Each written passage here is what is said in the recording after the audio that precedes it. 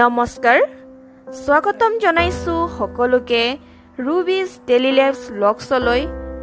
পুনৰবাৰ মই মোৰ স্বৰচিত কবিতা এটা পাঠ কৰিবলৈ ওলাইছোঁ।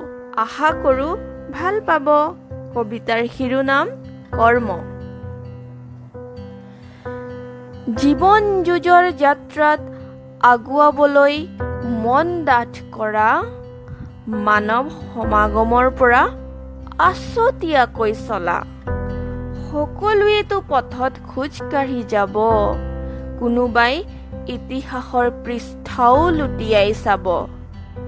কষ্টবিহীন ধন ঘটিবা কেনেকৈ, কামবিহীন পৰিণাম পাবা কেনেকৈ অ?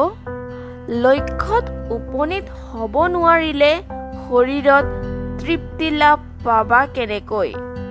লক্ষ্য ৰাখা সমীপত, মুগ্ধ হোৱা লক্ষ্যত, নালাগে ভাবিব বেছি, কৰি যোৱা কৰ্ম মনেৰে হেঁচি।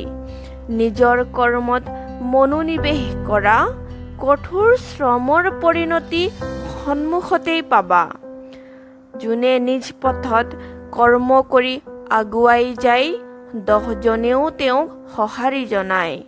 যিয়ে কৰিছিল মাথো অপেক্ষা, জীৱন যুঁজত আজিও সমস্যা। কেনে পালে বাৰু কবিতাটো? কমেণ্ট কৰি জনাবলৈ একদম নাপাহৰিব। ধন্যবাদ।